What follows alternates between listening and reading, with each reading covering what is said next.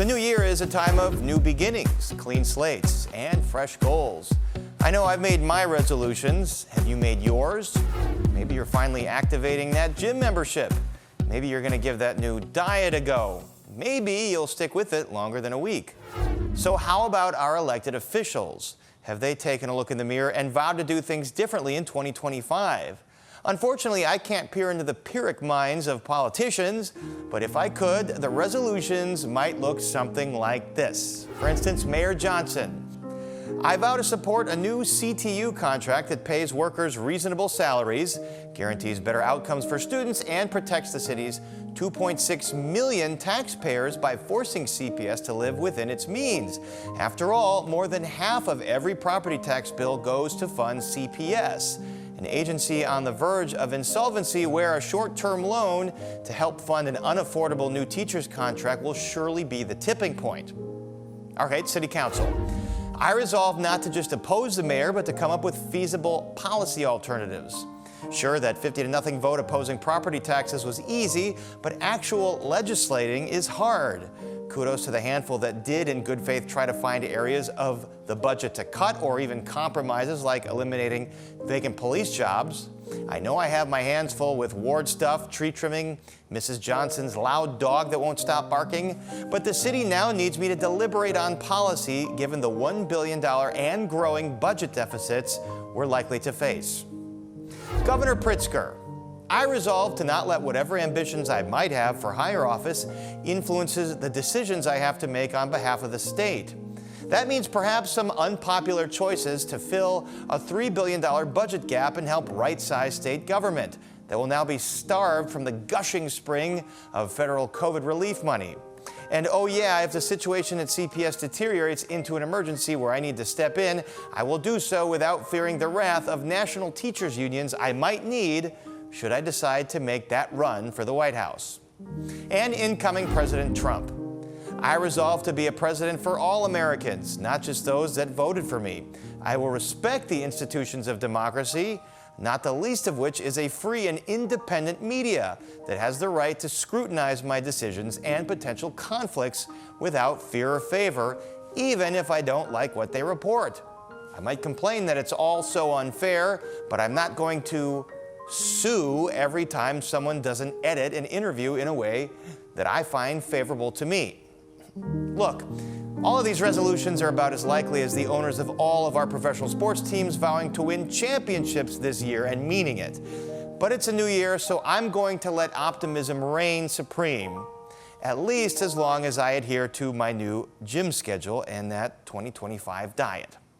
And that's our opening shot. Coming up on Paris on Politics. The latest on the attack in New Orleans. Is Chicago safe? And our panel of experts peers into the crystal ball for their fearless predictions on 2025.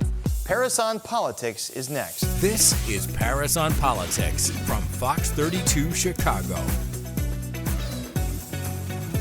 Welcome to Paris on Politics, where we go behind the headlines and beyond the spin. The alleged attacker who drove a car through a crowd on Bourbon Street in New Orleans, killing at least 14 and injuring dozens more, claims to have been doing so on behalf of the militant group ISIS. It highlights the increasing threat of terrorism within the United States, either by homegrown actors or those radicalized by outside groups. And joining us is someone who knows a lot about this, the head of UChicago's Project on Security and Threats, Professor Robert Pape. Professor Pape, thank you for joining us. We've talked a lot this year on some of these terrorist incidents. When you look at the profile of this alleged attacker, 42 years old, a combat veteran, had been in Afghanistan, is this someone that fits the bill of being deliberately targeted by a group, by ISIS, to radicalize, or someone that just fell into this, you think? The attacker in New Orleans fits the bill of the normal ISIS attacker that we saw in the United States from 2014 until about the end of 2017. That is someone who was born in the United States, not actually coming through our borders as we saw on 9/11. Someone who is declaring allegiance to ISIS, but doing this verbally, doing this with an online set of videos, doing it in a way, the attack, although clearly inspired by ISIS, after all, declaring allegiance to ISIS, but with no evident direction from ISIS operatives, either in the United States or ISIS operatives overseas who are communicating with him in order to help him stage the attack. The other key element here is the nature of the attack itself. This is a classic instance of what has become all too common with ISIS attacks, which is ramming, and also common in some of the details, Paris. So in 2010, even before ISIS, there were Islamic groups that produced a magazine called Inspire, and then ISIS, which started in 2013, reproduced this, and they became well known for calling for ramming attacks. And the reason for that is because they were making weapons out of cars just much easier than making weapons out of dynamite, and also, especially in European countries, getting a hold of machine guns is very, very difficult. And the fact that it seems like a random target here, Bourbon Street on New Year's, is the point here to, as most terrorism is, to inspire more fear, to inspire, like 9/11 did, the country to have to change its behavior now to respond to this? There's absolutely no doubt that the attacker himself and ISIS, the remnants of this group that still exists, are seeking to inspire more people to do deadly attacks, exactly like the New Orleans attack, for the group. And the more they do, they hope this will create dominoes. They hope it will basically snowball, and that the more that occur at an accelerating rate. You've been on this show many times talking about the threat of political violence and how that has increased in the United States in the last several years. Should we add on the threat of radicalized, homegrown terrorism? Is that something that is on the rise? I remember many years ago in the Chicago area, there was someone who was arrested for allegedly conspiring with ISIS. That's exactly right. So I've been studying terrorism, international terrorism, and domestic terrorism for 30 years, as you know, Paris. And I've been tracking all of these attacks in the United States. And it's really important to know that as of today, that is not as of yesterday, but as of the information we now have about the New Orleans attack today, the threat from domestic political violence is still very, very, very high. But what's happening is there was a low level of threat from ISIS. This did produce this attack, but the last time we had an ISIS attack in the United States that killed anybody was in October 2017. That's over 7 years ago. That too occurred as a ramming attack in Lower Manhattan in New York City, killing, unfortunately, 8 people. So yes, what happened yesterday is a tragedy. Yes, it shows there is an ongoing level of threat from ISIS, and it's still able to inspire attacks against us. But I don't think we should jump to the conclusion then the threat is ratcheted up on international terrorism. Believe me, I would definitely call that balls and strikes here. So I have no reason to say one way or the other. The fact of the matter is, yesterday there was a reason to be concerned. It was about to spike up. Today's information about the basically lone wolf nature of this individual here changes this, and it gets us back to the trajectory that we've been on, which is high level of domestic political violence danger and basically a moderate to low level of threat of international terrorism. It is no low level threat does not mean zero threat. And that may be challenging for the public. However, it is important to recognize that the one thing that could empower ISIS given that it's basically down to remnants, is if we exaggerate the power of ISIS. Because there could be surely hundreds of folks who might get inspired by what happened yesterday. And a way to encourage copycat attacks would be if we exaggerate the power of ISIS. Because we know that one of the things that leads people to do terrorist attacks is they're attracted to the perceived power of a terrorist group. All right, Professor Robert Pape, seems like we've been talking to you a lot about these issues. We know that you're following it, and we'll be talking to you again. Thank you so much, and Happy New Year. Coming up on Paris on Politics. Our panel of experts on their fearless predictions for 2025.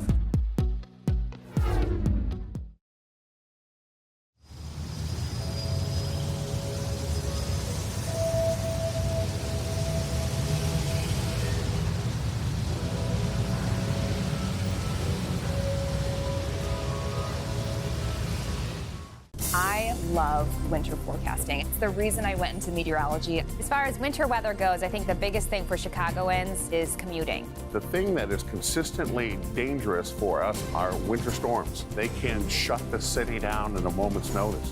One of these days, we're getting another big blizzard, and we will be there ready to cover that when it's happening. Keeping you up to date and prepared for impactful winter weather. That's what it means to be the Weather Authority. Lou, what you doing? Hey, Caitlin, I'm looking for this stream everyone's talking about. Fox Local? Yeah. Get me. App Store, download Fox Local, open it, pick Chicago, boom. Oh, that was easy. Hey, Paris. Hey, I got this stream on my phone finally. I'm on there. Everyone's on this thing. Now you can watch Paris on Politics anytime, anywhere. Hey, Anita, I'm on Fox Local. I know, Lou. I watch you on Bears Blitz on Fox Local. Fox Local. This is big stuff. Glad I could help. 2024 is in the rearview mirror, and well, I've already forgotten about it. Joining us to peer into the crystal ball to tell us what to expect in 2025, a panel of experts. We have Dan Mihalopoulos of WBEZ Chicago Public Media, A.D. Quigg of the Chicago Tribune, and Craig Dellimore of WBBM News Radio 780. Always great to see all of you. Craig Dellimore, let's start with this whole battle between Chicago Public Schools and the Chicago Teachers Union. Really, it's the CEO, Pedro Martinez, versus the Teachers Union and Mayor Johnson and the board. When do you think the sides will agree on a contract? I honestly don't know, because the dynamics change every time we look at it. I think that the urgency of doing it before the new board takes over, I think, is less now, because when you think about it, the mayor will have a new board where he has ostensibly 11 people on it, but there are already 3 people who are backed by the CTU on that board. And so really the mayor walks into it. If they vote as a block, he walks in with at least, a 4-vote margin. So it gives him the numbers here if they decide to go along with the mayor. But A.D. Quigg, Pedro Martinez has beat back this kind of pressure campaign on all fronts. Now the latest salvo, a injunction from Cook County Court making sure that the mayor's handpicked board does not interfere in his contract negotiating. How long can Pedro hold out here? Well, he's got 6 months on his current termination, and we'll see what happens with the lawsuit. It's like unprecedented on both sides. We have this unprecedented effort to oust him and this unprecedented effort for him to stay. Like, I can't think of any other leader of any other agency that has sued to keep their job. It's astounding. I mean, it really speaks to the weakness of the mayor, that usually mayors can pick who they want and get rid of who they want at their pleasure and at their discretion. And we see that this mayor, in many ways, not only with the city council, but at the sister agencies. And what sister agency is bigger or more important to the mayor than Chicago Public Schools? It doesn't have control there. Speaking of long-term mess, let's talk about Madigan. He certainly was part of these decisions that put the state in the pension situation that it's in. The defense now is arguing in his sprawling corruption case. How long do you think their argument's going to go, and how long do you think the jury's going to hold out before a verdict? I mean, it's a very complicated case. It's gone on for, what, a couple months now at trial. It's gone on for years, obviously, since he was charged or since they first started investigating him, which was probably 6 years or so ago now. So the jury won't need to be in a hurry. I can't imagine that they won't be out for a couple days at least, if not longer. This is a lot of technical stuff that they have to process here. I've been in there a couple days looking at them, getting lectures on how the Illinois Commerce Commission works, how power rates are set. AD, could this be a situation where the case is too complicated and someone gets hung up? That's what happened in the first Blagojevich trial. Yeah, that is not part of the crystal ball I can see through. All I know is someone reading this from afar and like staying in touch with our Tribune reporters, they are exhausted by all of the technical terms in here. I can't imagine what a jury who hasn't already been studying Mike Madigan for 3 years can do with this and untangle it. And I think the other thing hovering outside of that particular field is what happened at the Supreme Court, where the court has made a distinction between what it calls bribes and what it calls gratuities. Mm-hmm. If it happens before the legislative act that you're pushing, it's a bribe. But if it happens after, if the campaign contribution is after, then it might be considered a gratuity. And so whether things are legal or illegal is also up in the air now, making it even a more complicated case. We know what his grounds for appeal will be then if they do. Absolutely. It's absolutely going to be appealed, and it's absolutely a different ballgame than it was before that decision that the Supreme Court made in the summer that had to do with a case not too far from here in Portage, Indiana, with the mayor there, and he's going to be tried again. But ironically, the U.S. Supreme Court, which is primarily conservatives, as we all know, has issued a decision that makes it much, much harder for the primarily conservative Republican prosecutors that we've had here in Illinois to bring Democrats that run this state to justice. You know, the feds have been probably the biggest counterbalance to absolute corruption. That has to be noted for incoming President Trump and all of his supporters that say there's a two-tier justice system, they're targeting Republicans. I'm like, have you been to Chicago over the last 30 years? There's a laundry list of Democrats the feds have targeted, including Rod Blagojevich, who now says, well, you know what, maybe we should throw my conviction out too now because of the Supreme Court. Coming up on Paris on Politics. More from our panel of experts on what to expect in 2025.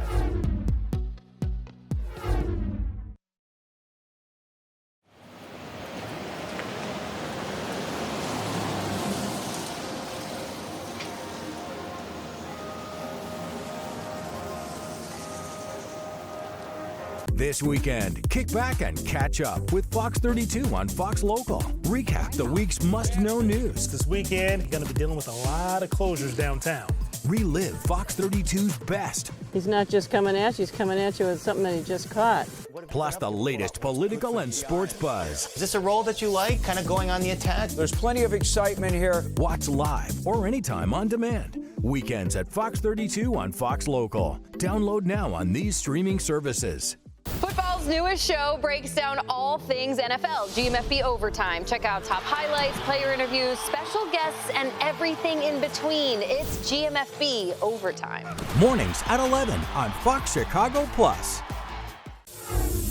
The Bears. I know that they've been convicted by their fan base as not being very good, but will there be a new Bears stadium in 2025? Anyone want to take this one? I'm going to say no. No. I don't think there's any public appetite to pay for stadiums for billionaires not on the right, whether not it's on the Arlington left. Heights or the lakefront? Arlington Heights would love to have a stadium there, I'm sure, but are they going to put their school districts at risk? Are they, going to give them what they're looking for? Is Chicago going to do that? I mean, Brandon Johnson in 2024 showed some willingness to do that, and it was shut down before it was even announced. Right. In Springfield and in other quarters here in the city of Chicago as well. So, I don't see that happening. I don't know what the Bears' end game is, but whatever they tried to do later in the year, in the fall, to reboot things, failed as badly as the team itself did on the field. I think if it's going to be a yes at any point, it's going to be because the Bears come up with some way of financing almost everything themselves.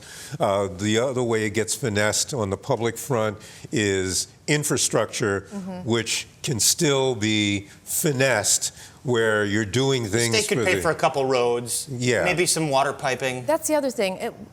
We mentioned this big deficit that the state is going to have. $3 billion. $3 billion. For them to take up any stadium subsidy at the same time as they're probably asking a bunch of departments to tighten their belts or unions to maybe roll back their expectations of what contracts could look like just doesn't compute for me. What I'm interested in is if they start really going down this pathway of the Michael Reese site, which does have some. This is just south of McCormick Place. Just south of McCormick Place. We know the developers of that site, Farpoint, they want a Bears development there. Yeah, and there's some TIF money that could be used for some infrastructure. If the Bears say they can pay for a $2 billion stadium at the Chicago lakefront, could they do the exact same thing, maybe on a smaller scale down at Michael? And they've got the Metro train tracks there. Speaking of the $3 billion deficit, you mentioned before, Dan, that the governor has tried for his progressive income tax. That failed as a referenda. Will there be another go at something like that to try and plug a deficit like this? I mean, you would obviously it's not an election year, so you can't do a referendum, but yeah, I mean, they would have to push it for future years. They would have to take another approach. Yeah, he tried the graduated income tax. What was it, 2021? Of I think the only really notable failure of this governor in the 6 years of all the things that he's pushed for. It's not selling. I mean, I think in 2020 there was a lot of disinformation that convinced a lot of other people that their taxes would go up when it was really just a small percentage of the people that really would have had their taxes, their income taxes increased by the state. The mansion tax, like we talked about here, was $1 million and up, and there were some opinion writers that thought, well, $1 million place is not that much. In Chicago, it's almost, I think, middle class. And most three flats or brownstones are going to cost that anyway. If you've got a landlord that has 3 or 4 tenants. You know, you've got a lot of people in the city, though, higher educated people. Chicago continues to be a magnet, even if population is stagnant or even somewhat declining, and there's different numbers out there. You still have people with money that want to live in Chicago that find it attractive. Downtown has been swamped. I think the reports of its demise have been exaggerated. How government taps that, you know, I don't know yet if they've come up with a way to effectively and politically do it. All right, let's talk some national politics. Craig Dellamore, you've had the incoming border czar, Tom Homan, come to Chicago and say, this is going to be where we're going to start our mass deportation plans. You don't like it, get out of the way. There are sanctuary laws here that protect undocumented immigrants. How do you think this clash will play out? I think at first it's going to play out with the federal government focusing on the people for whom there's little argument, and that is people who are either, if not convicted, accused of, but maybe convicted, being tried for violent crimes. You're not going to get a whole lot of moves of people wanting to stop them. The sanctuary laws simply keep the police from assisting and helping the feds, but that doesn't mean they're going to block anything. So I think that's where you'll start, and it will ratchet up slowly. And I'm not sure that they're going to do what the president is promising very soon. Yeah, Tom Homan was here late in the year after the election on the Northwest Side with the decided minority of Republicans in the city, promising to make this the place where they start this historic mass deportation. But I think the X factor here is business, okay? Because business is a Republican constituency. You already see Elon Musk, you know, you see going for pushback. those H-1B visas. Right. Different than undocumented. Yeah, but the tech bros are defending, Tech MAGA is defending the H-1B program from old guard MAGA. And now you're going to have businesses here. I mean, I honestly think that we are in denial if we don't think we're completely reliant not only on high-tech workers from abroad, but also menial workers from abroad. Agriculture. Service, agriculture, healthcare. restaurants.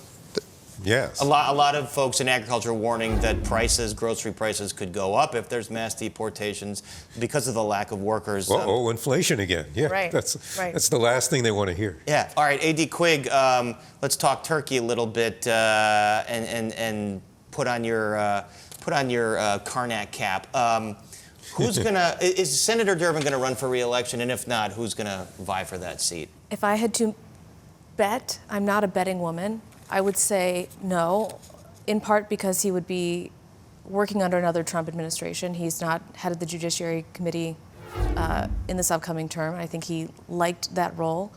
He probably also wants some rest. But I don't know, maybe he's got another few years of fight in him. And if I've learned anything about folks in Congress and the Senate, they really love being in the majority because they really love being in those committee leadership positions. It almost, that matters to them more than who's president, it seems like. But Dan Milopoulos, then who would vie for that seat? We were talking, about Rahm Emanuel. He's not going to be in Japan. I think he's coming back already. He's looking for something. He's obviously trying to put his name out there as much as possible through his contacts in the East Coast media, through his friends who have platforms, and they're talking about the things he could do. The DNC was kicked around, the Democratic National Committee, where he had a pretty successful run some years ago, where they retook the House under him. But that doesn't seem to be in the cards. So, we're talking about, does he want to run for elected office again? People are forgetting he's got a lot of baggage from his time as mayor. Mayor's a tough job, as Brandon Johnson is seeing. I think it was tougher than Rahm Emanuel even thought it would be. And I think it left him with a lot of baggage that will be a problem to get him elected. It seems like the far left kind of pushed him out, although now the far left is not very much in favor in the Democratic Party, so things shift. But Craig Dellimore, would Rahm Emanuel be interested in running for governor should J.B. Pritzker not want to run? And do you think Pritzker is done after 2 terms? I don't know if Pritzker is done after 2 terms unless he gets a better offer. In other words, that people start talking about him more as a presidential candidate. Because I'm not sure that Rahm Emanuel wants another legislative job. When I think about who else might want to be in the Senate, I'm thinking about people like maybe Raja Krishnamurthy. Yeah. I'm thinking about Mike Quigley. There are people who also are high value names that are visible. But Rahm in an executive job, maybe. But, we're not really sure what he wants to do. That's the thing about a lot of these politicians. It's how many like doing the legislative work and how many are used to being an executive and in charge of stuff. And when I think about people talking about J.B. Pritzker maybe running for Durbin seat, I'm like, he's been an executive. It's hard to go from being an executive to being one of 100. Yeah. And if I had to bet, I would say Raja Krishnamurthy takes a swing at it. He's been amassing campaign dollars for some years, I think, for this very thing. All right. Well, you've been amassing your knowledge on us, but we are out of time. 2025 is just beginning, and we know that you will be covering every triumph and tribulation in the city of Chicago, as will I. So we will be talking again. Dan Milopoulos, A.D. Quigg, and Craig Dellimore. Thanks very much. Thank you. And that's our show. Happy New Year, everybody. We'll see you right here next week on Paris on Politics. Meanwhile, stay tuned to Fox 32 on air and online and on the Fox Local app for all of the news you need to know. So long, everyone.